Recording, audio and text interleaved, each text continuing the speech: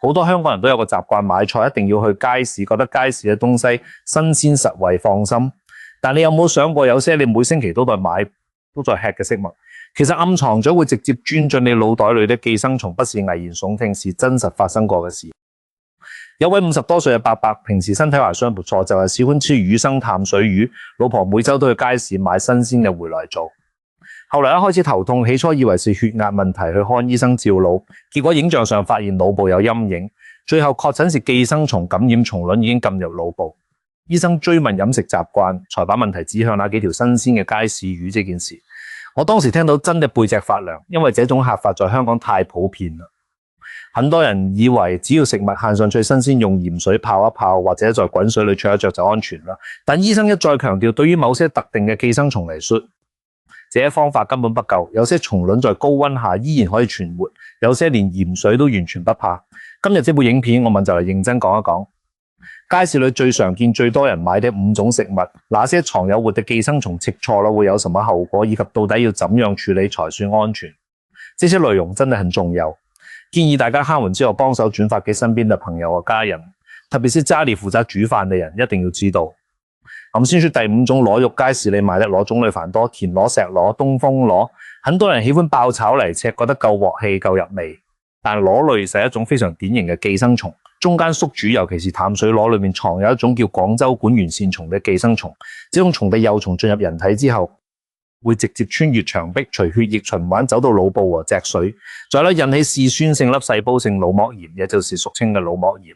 感染之後，患者會出現劇烈頭痛、頸部僵硬、發燒，甚至視力模糊、癱瘓嘅情況，嚴重嘅可以致命。這種寄生蟲最可怕嘅地方是它對熱嘅抵抗力相當強。很多人以為爆炒螺肉鑊裏溫度夠高，蟲一定死清光，但問題係螺有殼，殼內嘅溫度不等於鑊嘅溫度。如果螺肉沒有完全煮透，裏面嘅幼蟲很可能依然存活。醫生建議螺類一定要在沸水中煮至少5分鐘以上，而且要確保整隻螺徹底受熱，不能只是表面熟了就算。很多人習慣炒到螺蓋一開就吃，這個時間根本不夠。內地曾經有過多宗因為進食未熟透嘅田螺而導致集體感染腦膜炎嘅案例。患者多是年輕人，在大排檔吃了爆炒田螺，數日後開始發病。香港雖然案例相對較少，但這並不代表風險不存在，只是很多輕症患者可能被誤診為普通頭痛或神經性問題，沒有追查到根源而已。第4種我們有講嘅是淡水魚，包括鯇魚、鯪魚、大頭魚，這些街市最常見嘅品種。香港人愛吃淡水魚，這個飲食習慣幾十年都冇變，清蒸煮湯、打魚蛋，樣樣都少不了。但淡水魚身上攜帶嘅寄生蟲問題一直是醫學界非常關注嘅話題，其中最危險嘅是一種叫華茲高級蟲嘅寄生蟲，俗稱肝吸蟲。這種蟲從魚身上進入人體之後，不是走去腦部，而是直接寄居在膽管裏，慢慢在裏面生長、產卵繁殖，造成長期慢性感染。長期感染肝吸蟲會導致膽管反覆發炎，慢慢引發膽管纖維化，最終演變成膽管癌。世界衛生組織早已把肝吸蟲列為一類致癌物，也就是確定對人類有致癌風險嘅物質。廣東省和廣西地區因為有食魚生嘅習慣，肝吸蟲感染率非常高，相關嘅膽管癌發病率也遠高於其他地區。這個關聯在醫學文獻裏已經有大量數據支持。問題嚟啦，香港人切魚生嘅情況有多普遍？很多街市都有賣冰鮮魚生，部分食客甚至直接買回家自己片嚟吃。我認識一位朋友嘅父親退休之後，每個月都會和老朋友去吃順德魚生。說是多年的習慣，吃了幾十年都沒事。直到有一次做身體檢查，才會發現肝功能異常。後來化驗才找到肝吸蟲抗體，醫生說感染時間可能已經有很多年。所幸發現得早，還冇到膽管癌嘅階段，但已經要接受一段時間嘅藥物治療。更關鍵嘅是，肝吸蟲嘅蟲囊胚非常細小，肉眼完全看不見。魚蟹上脆、新鮮漂亮，切開嚟顏色正常，根本沒有任何跡象顯示裡面有蟲。用鹽水泡、用醬汁醃，通通無效。研究證明，要徹底殺死魚肉裏的肝吸蟲，需要在70度以上嘅溫度加熱至少幾分鐘，而且熱力要均勻滲透到魚肉中心。所以吃魚生，無論是淡水魚、魚生還是用酸汁醃嘅生魚，都存在極高嘅感染風險，這一點必須正視。第3種是很多香港人都愛吃嘅豬肉，特別是打邊爐用嘅豬肉片。打邊爐是香港家庭最常見嘅聚餐方式，豬肉片是桌上嘅主角之一。但豬肉裏暗藏嘅寄生蟲風險，很多人都嚴重低估啦。豬肉可能含有2種主要寄生蟲，一是絛蟲，二是旋毛蟲。疱蟲的幼蟲叫狼尾天，進入人體之後可以寄生在肌肉、眼睛甚至腦部，引起狼蟲病，造成癲癇發作、視力受損或腦部損傷。旋毛蟲則主要寄生在肌肉組織，感染後會引起發燒、肌肉疼痛、面部浮腫，嚴重時影響心臟和呼吸功能。打邊爐嘅時候，很多人喜歡把肉片放進鍋裏燙一燙就撈起嚟切，認為這樣最嫩滑，口感最好。但這種做法，豬肉中心往往根本沒有熟透，溫度遠遠不足以殺死寄生蟲。尤其是肉片切得薄嘅時候，表面看上去變色啦，以為熟了，但其實中間還是半生嘅狀態。香港市面上銷售嘅豬肉大部分來自經過檢疫供應鏈，整體衛生標準相對有保障，但就不等於完全沒有風險。特別是一些來源不明嘅冰鮮豬肉，或者從內地帶回嚟嘅豬肉製品，檢疫情況就比較難說。醫生建議豬肉無論任何烹調方式，都必須徹底煮熟，中心溫度要達到70度以上。打邊爐時不要為了追求嫩滑而縮短加熱時間。說到這裡，如果你覺得這部影片對你有用，麻煩幫手點個讚，讓更多人能看到這個訊息。第二種我們要講蔬菜，特別是街市裡那些葉菜和水生蔬菜，例如通菜、菱角、蓮藕。很多人覺得蔬菜怎麼可能有寄生蟲，頂多是有農藥，洗乾淨就好。但事實上，某些水生蔬菜是另一種寄生蟲嘅重要傳播途徑。這種寄生蟲叫薑片蟲，學名布氏薑片吸蟲。薑片蟲嘅幼蟲會附着在水生植物嘅表面，特別是菱角、蓮藕、巴戟這類在水裡生長嘅蔬菜，幼蟲嘅囊莖會刻附在外皮上，甚至滲入表皮縫隙裡。人們用牙齒直接啃菱角、剝蓮藕皮，或者只是簡單沖洗之後生吃，就很容易把囊件一齊吞進去。薑片蟲進入人體後，在小腸裡定居，靠吸收腸道營養為生。感染初期可能只是輕微腹痛、腹瀉。很多人以為是腸胃炎，完全會聯想到寄生蟲，但長期感染嘅話會導致嚴重營養不良、貧血、腸道受損。兒童感染更加影響生長發育。葉菜嘅問題則更多來自於不潔嘅灌溉用水和土壤污染。冬菜、生菜這類葉菜，如果種植環境嘅水源受糞便污染，蛔蟲卵、鈎蟲卵、鞭蟲卵都可能附着喺葉片上。這些蟲卵用清水沖洗能去掉部分，但無法完全清除，特別是藏在葉片接就裡的。有人說用鹽水泡菜能殺蟲，這個說法其實是錯嘅。鹽水只能在一定程度上幫助清洗表面污垢，並不能殺死蟲卵。蟲卵的外殼結構非常堅硬，對鹽濃度嘅耐受力遠超我們想象。正確嘅處理方式是把蔬菜充分加熱煮熟。水生蔬菜如菱角、蓮藕，最好不可生吃，或者至少要徹底煮過才吃。葉菜則要在沸水中焯至完全軟熟，不能只是燙一燙就起鍋。第一種也是今日影片裏最多人忽視風險最高嘅一種，是淡水蝦蟹，特別是街市裏經常見到活蝦、活蟹以及一些小型淡水甲殼類。香港人喜歡吃活蝦，覺得新鮮；喜歡吃蟹，覺得夠鮮甜。但淡水蝦蟹有一種叫衛氏並直吸蟲嘅寄生蟲嘅重要，中間宿主這種蟲俗稱肺吸蟲。肺吸蟲嘅幼蟲囊堅附着在淡水蝦蟹嘅肌肉和器官裏。如果進食時沒有徹底煮熟囊堅，進入人體之後會穿透牆壁，在腹腔裏游走，然後穿過橫膈膜進入胸腔，最終定居在肺部。肺吸蟲在肺部寄生之後會造成慢性咳嗽、咳血、胸痛、氣促，很多患者被誤診為肺結核，因為症狀實在太相似了。但更危險嘅是肺吸蟲有時候會迷路，走錯方向跑去腦部，引起腦肺吸蟲病，出現頭痛、癲癇，甚至腦部損傷，這種全狂死亡率相當高。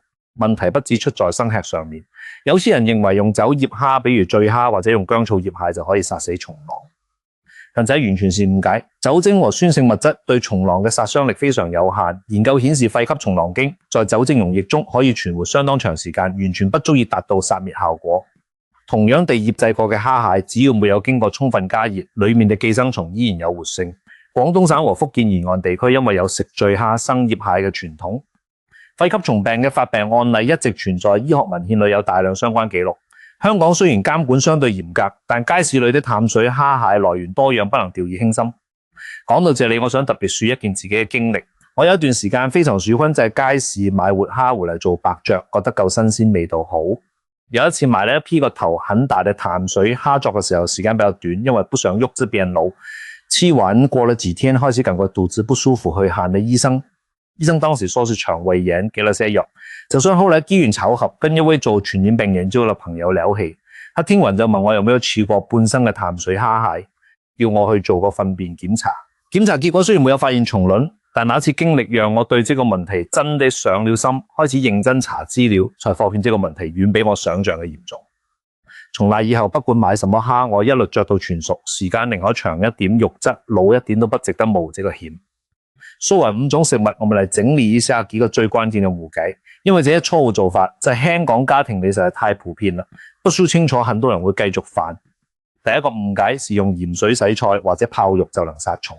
前面已經說過，鹽水對大多數寄生蟲嘅蟲卵和囊菌沒有實質殺滅效果。蟲卵嘅外壁是極其堅固嘅生物結構，專門為咗抵禦外界惡劣環境而存在。一盆鹽水泡10分鐘根本動不了它。這個方法可以幫助洗走表面嘅泥沙和部分細菌，但把它當成殺蟲手段，那就大錯特錯啦。第二個誤解是食物看上去新鮮就唔會有寄生蟲。寄生蟲特別是肝吸蟲嘅蟲囊菌存在於魚肉纖維之間，肉眼完全不可見。魚看出嚟鮮活色澤正常，完全不能代表裡面沒有寄生蟲。寄生蟲不是腐敗菌，它唔會讓食物變臭變色。越是新鮮嘅活魚，反而可能蟲的活性越高。第三個誤解是用酒醋檸檬汁醃製可以替代加熱，這個方法在民間非常流行，尤其是廣東飲食文化利用酸汁醃魚生、用酒醃活蝦被認為可以消毒。